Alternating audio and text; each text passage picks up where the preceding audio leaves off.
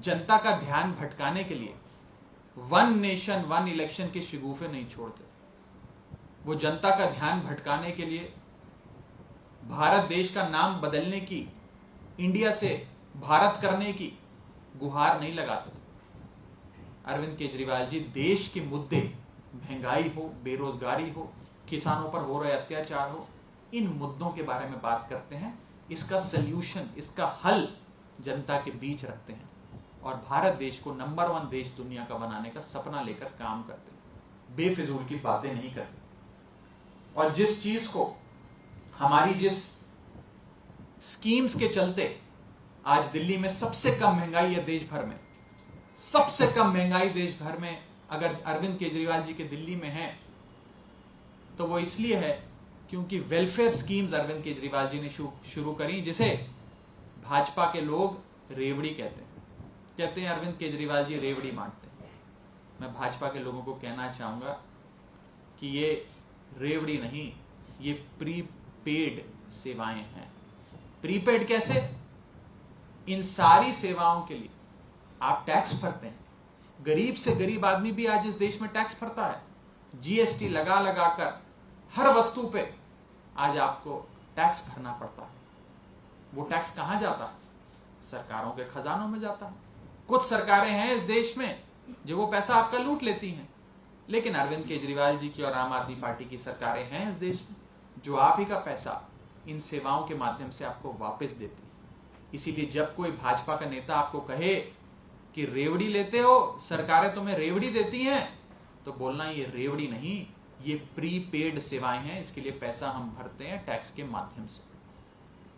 और कमाल देखिए, सरकार का खजाना अपनी जनता पे लुटाकर उन्हें सबसे कम महंगाई और सबसे सुविधाजनक जीवन देने के बाद भी अरविंद केजरीवाल जी की सरकार मुनाफे की सरकार है। अरविंद केजरीवाल जी की सरकार ऋण मुक्त सरकार है, डेट फ्री सरकार है। क्यों? क्योंकि ये सरकार भाजपा की 40% कमीशन वाली सरकार नहीं, ये अरविंद केजरीवाल जी की 100% डेडिकेशन वाली सरकार है। 40% कमीशन वाली सरकार नहीं, अरविंद केजरीवाल जी की 100% डेडिकेशन वाली सरकार। इस संदर्भ में कोई सवाल हो तो आप सब पूछ सकते हैं। इसके अतिरिक्त कोई सवाल हो तो आप लोग पूछ सकते हैं। आज कोऑर्डिनेशन कमेटी की बैठक है, आप उसके मेंबर हैं। आम आदमी पार्टी की तरफ से क्या कुछ मुद्दे हैं जो आप लेके जा रहे हैं, एजेंडा क्या होगा आपको? जी, आज इंडिया अलायंस की जो मुख्य समिति बनी है, जिसका नाम कोऑर्डिनेशन कमेटी है, उसकी बैठक है। शाम 4 बजे शरद पवार जी के घर पे हमारी बैठक होगी। आम आदमी पार्टी की ओर से मुझे वहां चुनकर भेजा गया। उस समिति में मैं जरूर पार्टी की ओर से, अरविंद केजरीवाल जी की ओर से अपनी बातें रखूंगा। और मुख्य तौर पर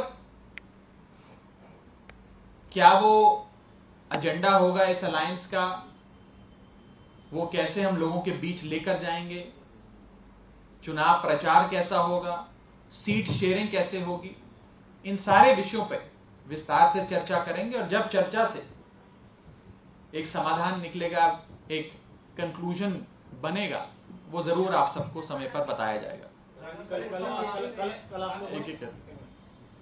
कल आप लोगों ने घोषणा की अकेले हरियाणा का विधानसभा चुनाव लड़ेंगे, तो सवाल उठ रहे हैं कि लोकसभा चुनाव आप मिलकर लड़ने की बात करते हैं, देश को बचाने की बात करते हैं, और विधानसभा क्या है हम अकेले लड़ लेंगे? देखिए, मैं अक्सर 2024 में होने वाले लोकसभा चुनाव को 77 के चुनाव के परिप्रेक्ष्य से देखता हूं।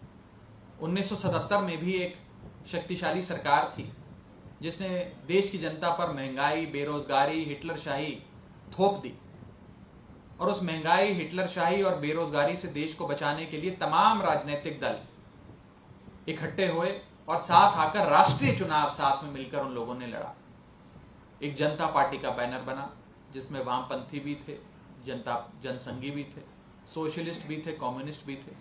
कुछ उसी तरह आज एक हमारी एक छतरी बनी है, एक अलायंस बना है जिसका नाम है इंडिया, जिसमें तमाम राजनीतिक दलों के साथ साथ भारत के 135 करोड़ लोग इस छतरी के नीचे समा जाते हैं राष्ट्रीय चुनाव के लिए कि 2024 में जब देश को एक नई सरकार देने का मौका आएगा तो हम इस महंगाई और बेरोजगारी देने वाली भाजपा सरकार को बेदखल करेंगे और जनता का शासन वापस लाएंगे। नमस्कार, मैं हूं मानक गुप्ता। अगर आपको हमारा ये वीडियो पसंद आया हो तो इसे लाइक और शेयर जरूर करें और हां, हमें सब्सक्राइब और फॉलो करना ना भूलें ताकि आप देश और दुनिया की कोई खबर मिस ना करें।